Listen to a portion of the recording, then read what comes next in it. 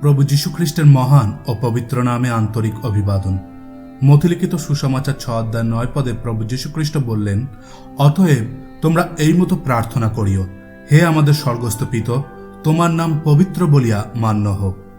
প্রার্থনা কি করে করতে হয় তার উদাহরণ দিয়ে প্রভু যীশু খ্রিস্ট শিষ্যদেরকে শেখাচ্ছিলেন, এবং ঈশ্বরকে এখানে বিশেষ সম্মান প্রদর্শন করা হয়েছে পিতা বলে।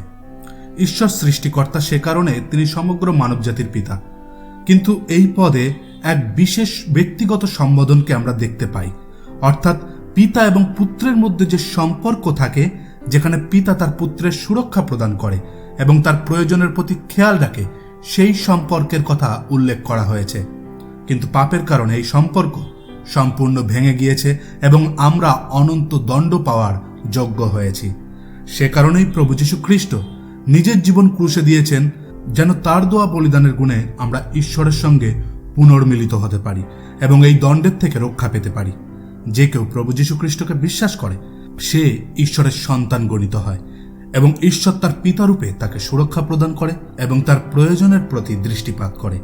এই বাক্য বুঝতে ঈশ্বর আপনাকে অনুগ্রহ করুন। ধন্যবাদ। আমরা তাকে ক্রুশে দিয়েছি।